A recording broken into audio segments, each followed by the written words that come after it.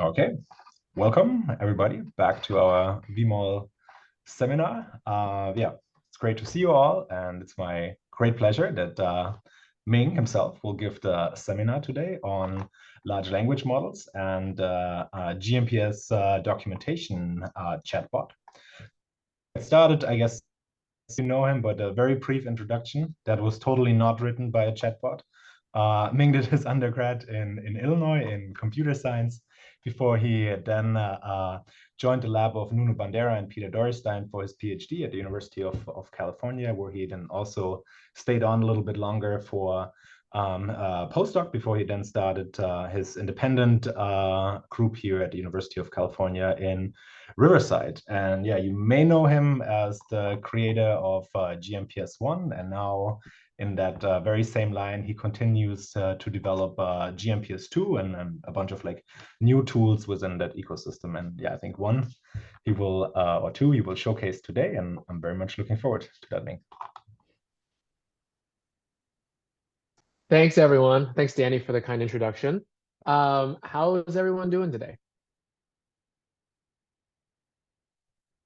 It's like those concerts where it's like, hello, San Diego. Anyway, I'm excited to share with you one of the a small tool that we developed in the lab here, and just kind of think about, large language models have been very popular recently since the fall of 2022.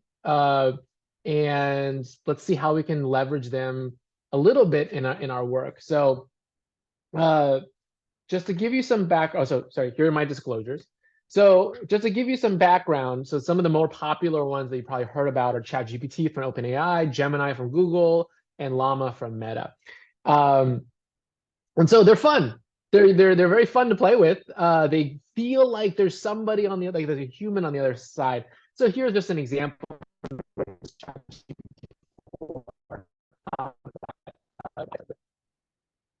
And oh no. Okay, don't reboot in 5 minutes. Okay, hold on. Okay, Lenovo wants to reboot in 5 minutes. Okay. If you lose me in 5 minutes, my apologies. But it's great. It says it's very entertaining. But the question is, can we start using it for actual work?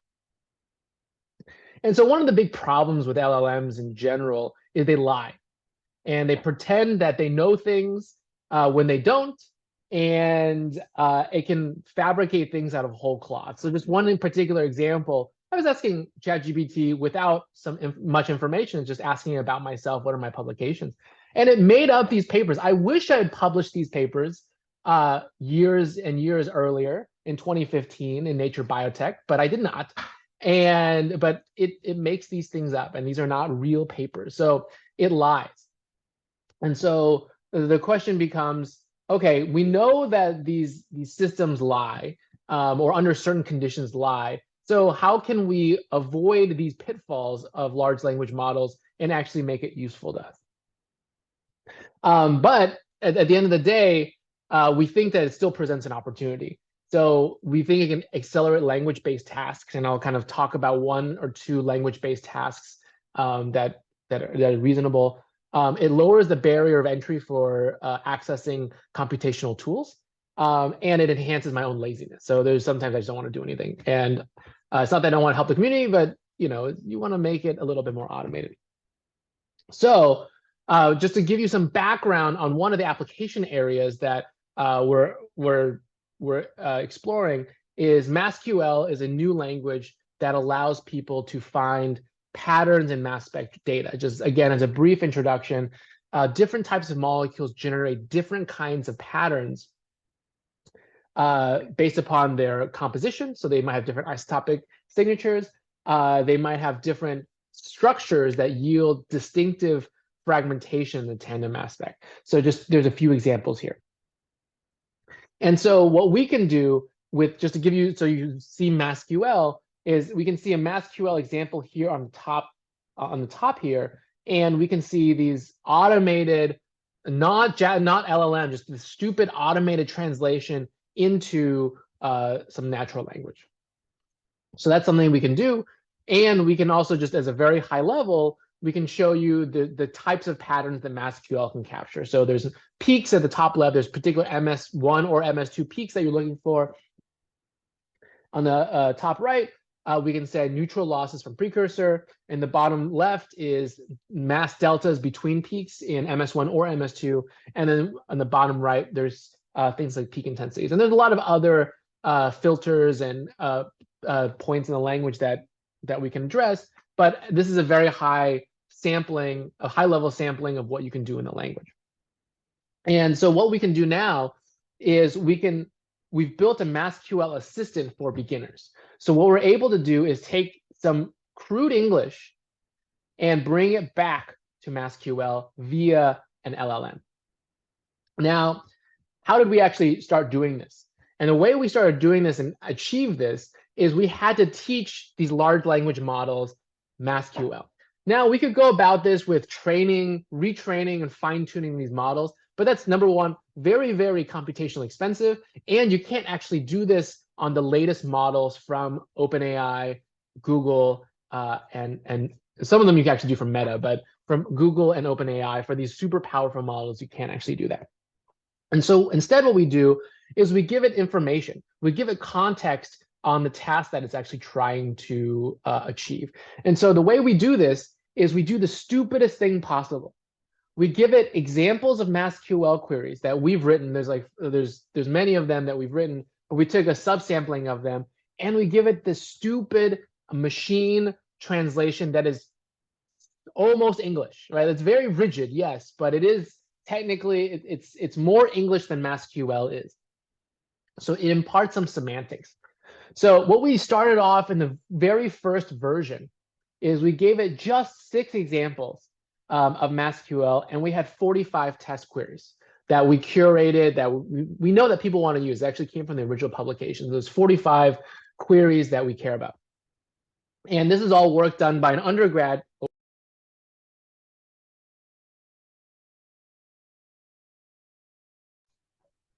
I guess his computer restarted after all.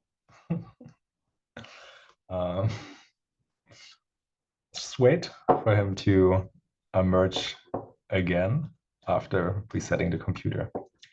If you have any questions or comments so far, fortunately, there's some more people from Ming's team that I'm sure can answer some of those. Hey. It was not lying when it said if we will restart the computer. Okay, sorry about that. So let's go back to where we were here. And what we were able to do, and this is work all done by Kartik Gulia, he's an undergrad here at UC Riverside, and he's just graduating. He's going to UC Irvine. And so we gave it 6 examples, so very, very small set of examples as the very first version. And we measured the performance over 45 test queries. So these are, again, these are queries that that we curated, that it was actually from the paper. And what we asked it to do as a benchmark, this is probably not the best benchmark, but it's a starting point to start evaluating these things, is we took the machine translation to English. So we have a way to do this inside of MassQL, and we fed it the machine translation and asked it, can you recreate the MassQL text? So the actual query itself. And if it can do that, we marked it as, okay, it can achieve this particular query. If it cannot, we started looking deeper as to what's going on. How can we improve the context such that the LLM can actually start achieving this goal? And so this MassQL translator, the MassQL assistant that we created in a single shot evaluation, so we didn't have multiple chat messages where we could refine it, but simply providing the English translation, could it reconstruct the MassQL query originally? And so this version 1 could recover 41% of the MassQL queries. Not great, kind of sucks. So a lot of the times it would just miss out on totally important parts of the query that people wanted, as well as creating MassQL queries that were not valid MassQL. So to us, that indicated it did not have a very good understanding of the language itself. And so what we started doing is investigating when it failed. And so this is what Kartik did. So he wrote some code, first of all, to do high throughput of benchmarking of these 45 queries, as well as a refinement of the prompt and the context to teach these LLMs MassQL.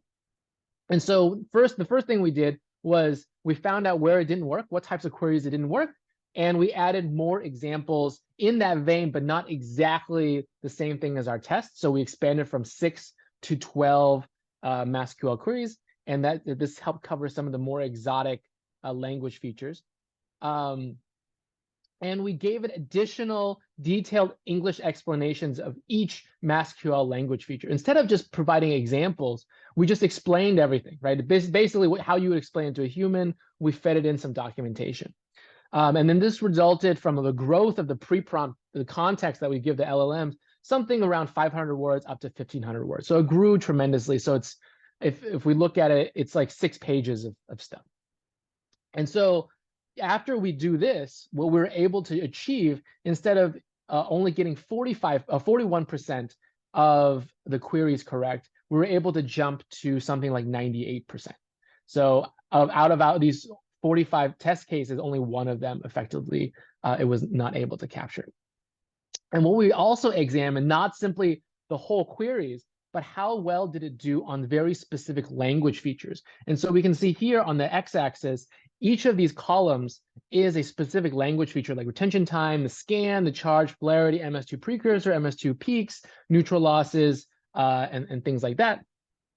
And for each feature, we measured on the before optimization, which is in blue, how well did it perform? And you can see in a lot of cases, it did perform well. Some of the really obvious things like MS2 product peaked and MS2 precursor, it's up in the 90%. But then there's some other language features that it totally missed. And after optimization, after explanation, it gets nearly 100% on all of the language features. So we think it's understanding MassQL a lot better than it started off used to. So we wanted to let you all try it here. So this is a very short talk on how we did it and what we can do. So if you all could go to massql-analysis.gnps2.org, we can play with this live together. So let me do that on my side. Just a second.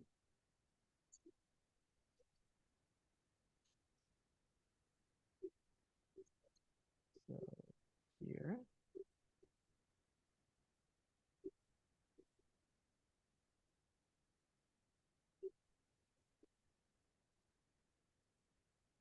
You will get something like this.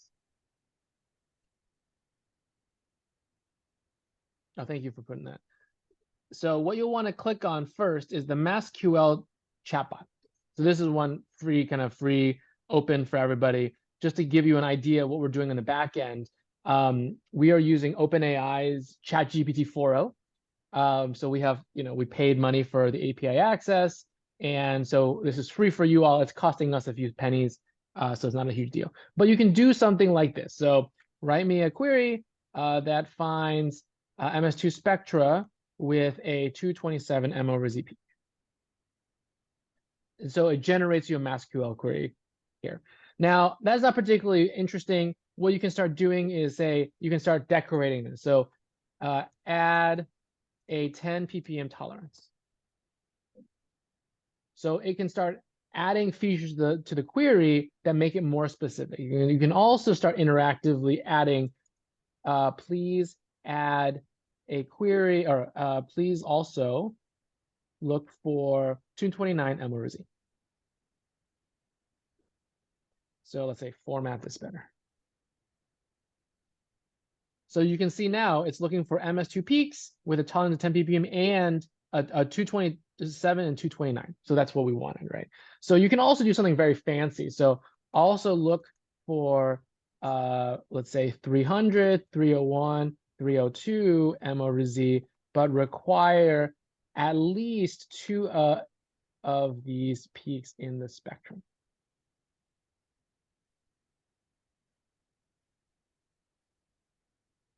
So what we can see here is it added this extra condition. So this is kind of a fancy thing. This allows us to look for 300 or 301 or 302, but require at least 2 and at most 3 of these masses. So this, you can do something pretty interesting here. You can also say add looking for MS1 precursor with a, actually I have not done this, so let's see how it does it live. Defect of around 0.1. Let's see if that actually works. Okay, that did work. Okay, it worked. Okay. So this allows us to constrain it even further. And I think this, please explain this query in detail. So if you're unfamiliar with MassQL, what it can also do is you can kind of see what it's actually doing. So it's working behind the scenes right now because it's probably going to be a big wall of text. So were you able to play around with this? Anybody in the audience?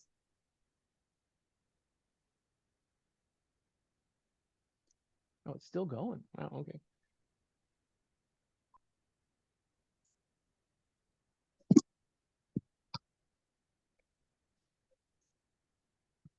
How long is this explanation going to be? Okay, so we can see here, it'll tell you, it'll explain every part of the query. If this is your first time.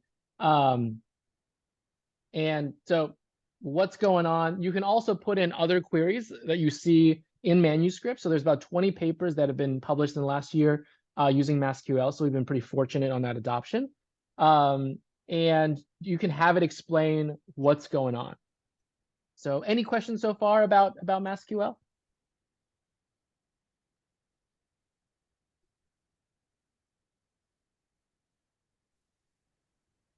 Hopefully that means it's so dead simple, everybody can use it.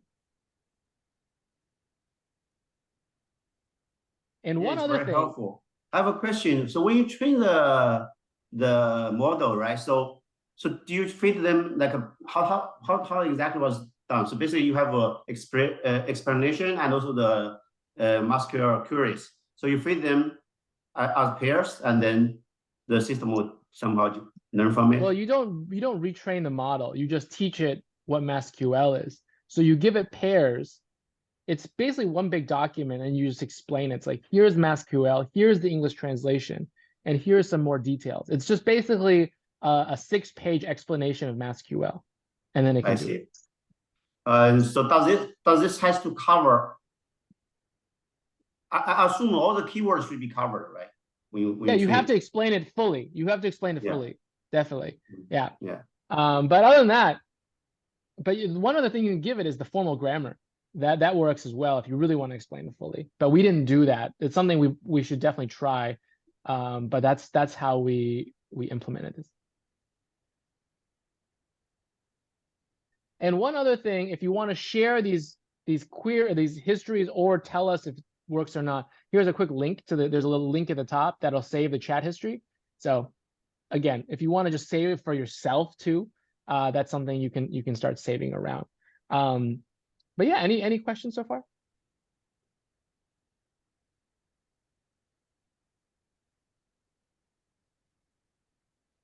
Okay, so one other thing that we're going to take a quick look at is, so that's MassQL, right? So that's one way we can leverage LLMs. Hopefully that helps you. So there's another thing that that the community has put together over the last couple of years for GNPS1 and GNPS2, and so we're still building up GNPS2, is a lot of you, if you're not familiar with GNPS2 and you want to start navigating around, number one, you can read the documentation, but let's be honest, who actually reads? So one of the things but then people just ask me questions, then I point them to the documentation. It's like, guys, did you read the documentation?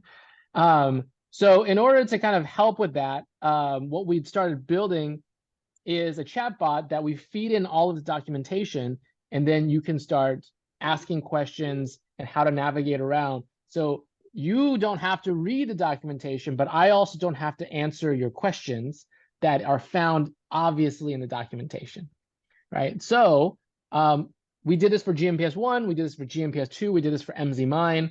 And so take a quick look. It's at documentationai.gnps2.org. So let's go there.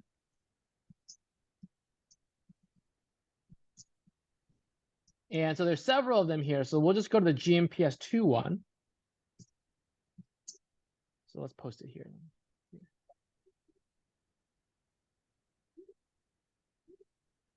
Okay, so if you all can go there, this is all provided by as a backend from Google.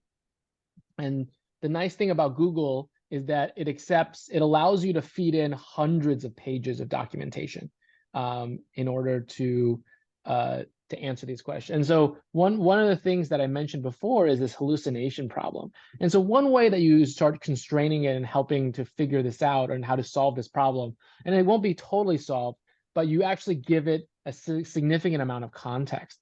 And so if you give it that context, it helps constrain the output so that it won't make up stuff. If you just go to ChatGPT and ask about MassQL without teaching it MassQL, it will give you something bogus.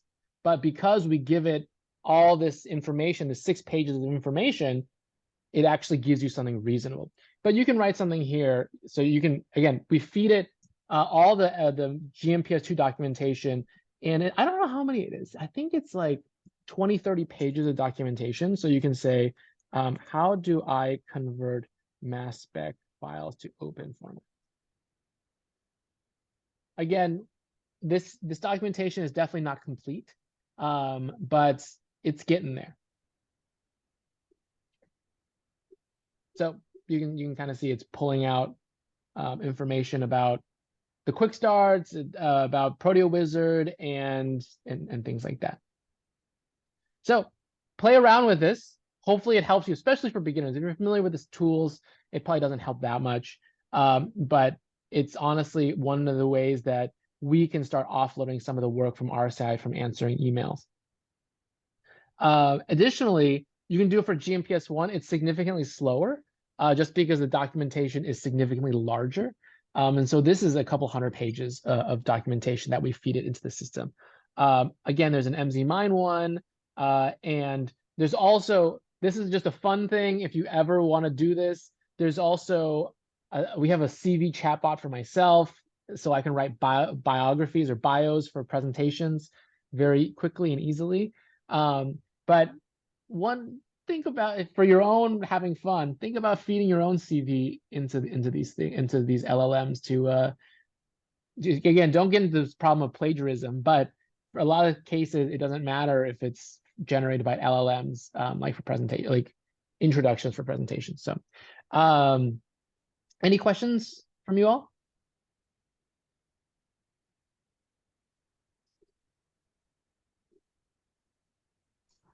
Okay, so I may have one, Ming. yeah, go ahead.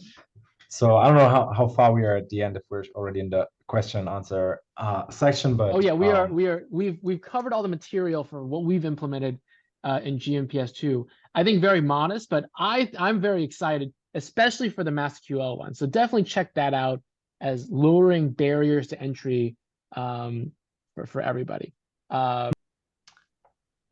cool.